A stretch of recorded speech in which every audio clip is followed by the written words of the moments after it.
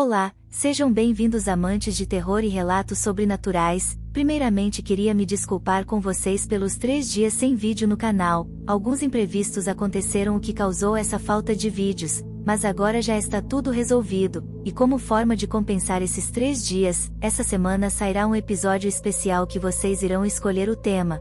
Deixem as sugestões de vocês nos comentários. Voltando à programação normal, no vídeo de hoje vamos contar 3 relatos reais de pessoas que foram assombradas por algo sombrio e inexplicável. Mas antes de começar o vídeo, se possível, deixe o like e se inscreva no canal se ainda não for inscrito. E agora vamos aos relatos de hoje.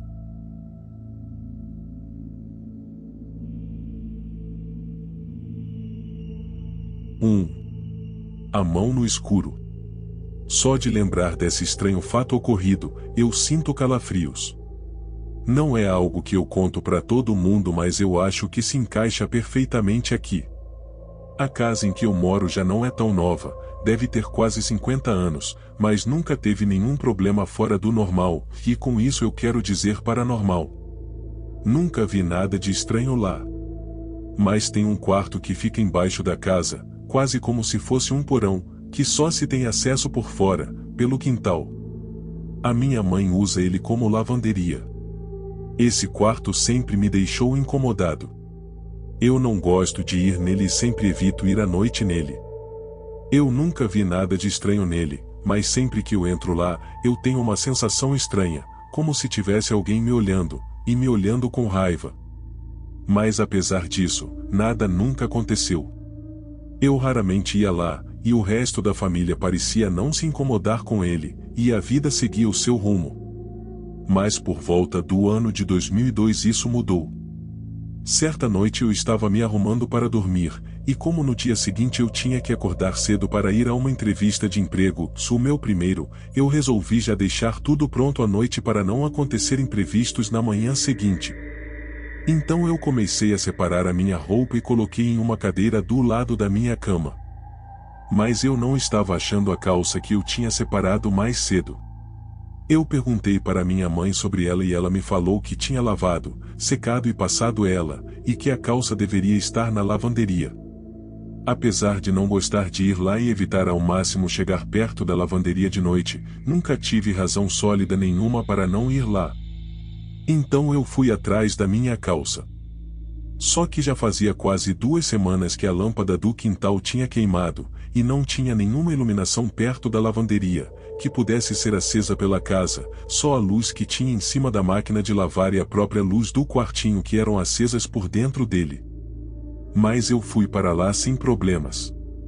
Apesar da escuridão me incomodar um pouco, eu cheguei até a porta do quartinho.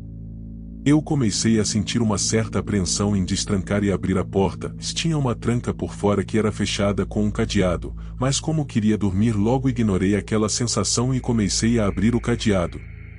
Então uma angústia começou a tomar conta de mim.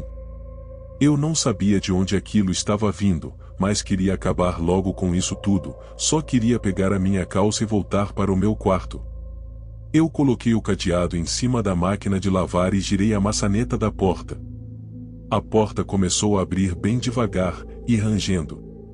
Eu não conseguia ver nada lá dentro, só via aquele breu na minha frente. A única coisa em que eu pensava fazer era acender a luz logo de uma vez, mas não sei por que eu não queria colocar a minha mão lá dentro.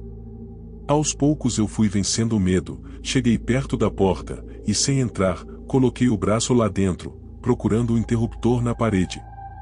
Eu não estava achando ele, e aquela sensação era horrível, e o fato de eu não conseguir enxergar nada lá dentro só me deixava completamente arrepiado.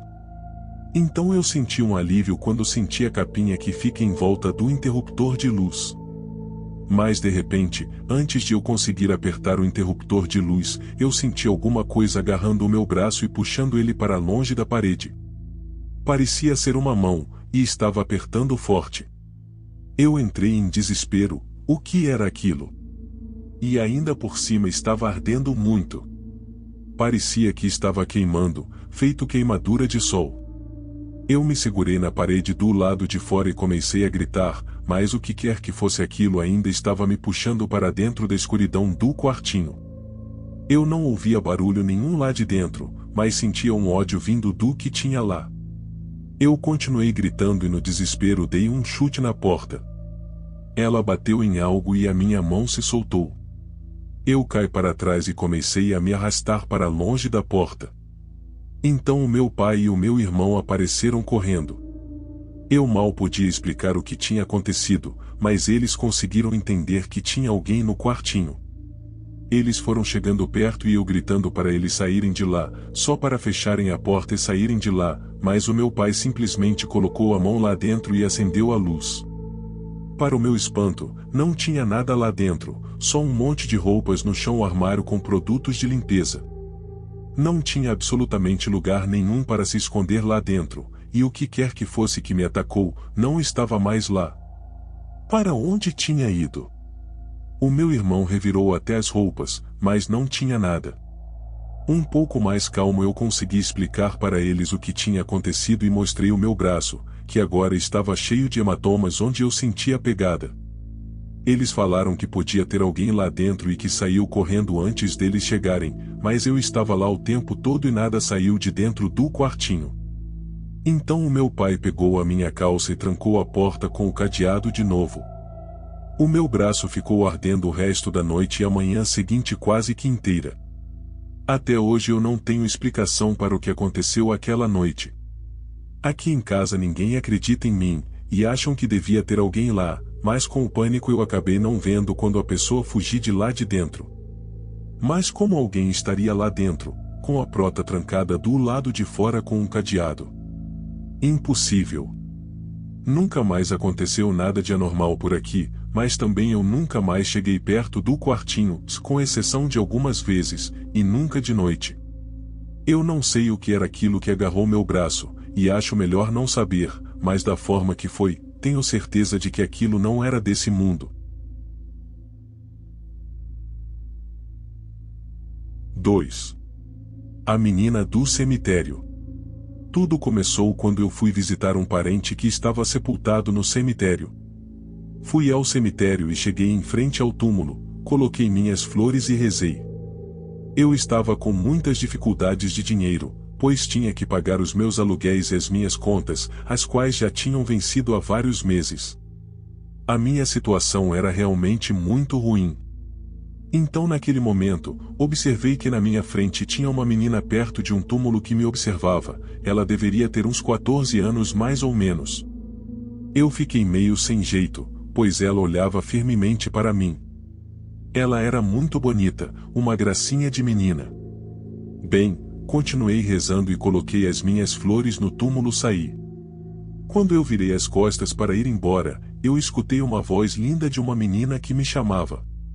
Oi, moço. Por favor, vem aqui. Eu olhei e vi que era aquela menina que eu tinha inicialmente visto.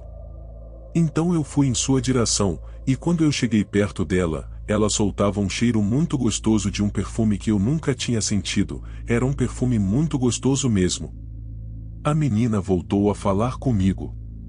Você poderia me ajudar, por favor? E eu claro que disse que sim. Claro, filha. Posso saber o que você quer? Então ela disse. Olha, se você me ajudar, eu também te ajudo a resolver todos os seus problemas. Você me ajuda? Até hoje, eu fiquei sem entender aquilo, mas disse a ela que tudo bem, que podia falar comigo que eu faria o que ela quisesse. Então ela me disse, e me ajuda a fechar esse túmulo que está aberto? Nesse momento eu tomei um susto e perguntei a ela quem foi que teria aberto o túmulo. E a menina voltou a falar. Alguém abriu para roubar, por favor ajuda-me a fechar? Bem, então juntamente com ela, fechamos o túmulo. Deu-me um pouco de medo, mas eu fechei o túmulo. Então ela falou-me novamente. Olha, moço, eu já pedi para várias pessoas para me ajudarem, mas ninguém me ajudou. As pessoas ficavam com medo, não sei porquê. Vocês só devem ter medo dos vivos, pois os mortos só querem descanso. Eu continuava sem entender nada, e a menina falou. Muito obrigada, você ajudou uma alma a descansar em paz. Vai ainda hoje a sua recompensa pelo que fez. Meu nome é Natália, fica com Deus. A menina ficou rindo para mim, com um sorriso muito bonito, e eu voltei as costas e vim embora. Quando eu olhei para trás, ela tinha desaparecido e o cheiro do perfume também. Quando eu ia sair do cemitério, lembrei-me que tinha esquecido as chaves de casa no túmulo que eu ajudei a fechar. Então voltei ao local do túmulo que eu tinha acabado de fechar, vi as chaves e agarrei-as. Quando eu ia sair, dei um último olhar para o túmulo, e levei um tremendo susto. Olhando para o túmulo eu vi a foto da mesma menina que eu acabei de ajudar a fechar a sepultura. A foto dela estava na parte de cima da mármore. Então eu saí correndo que nem um doido, até a porta do cemitério, cortei-me todo, eu estava morrendo de medo e fui tomar um café num bar em frente. Depois de algum tempo eu me recuperei do susto, mas não contei para ninguém o que havia acontecido, pois eles não iriam acreditar em mim. Então paguei o café e quando eu ia saindo do bar, uma mulher que eu nunca tinha visto, chegou até mim e disse: "Olha, mandaram te dar esse pacote para você." Eu peguei e sem entender nada, perguntei quem foi que me tinha mandado o pacote. E ela sorriu e foi-se embora. Então eu ainda fui atrás dela, mas não a vi mais. Ao chegar em casa, abro o pacote e fiquei completamente surpreso. Tinha dentro do pacote R$ 8.000, sendo que esse dinheiro acabou com todos os meus problemas financeiros. Até hoje eu não sei direito o que se passou ao certo naquele dia. Só sei que tudo o que ocorreu foi mandado por uma força maior. Eu estava no local certo, no dia certo e na hora certa. Esse dia eu nunca vou esquecer, e a partir daquela data tudo melhorou em minha vida. Tenho tido muita sorte, sempre estou achando dinheiro, e sempre estão surgindo oportunidades para que eu ganhe algo a mais. Agradeço a Deus por isso.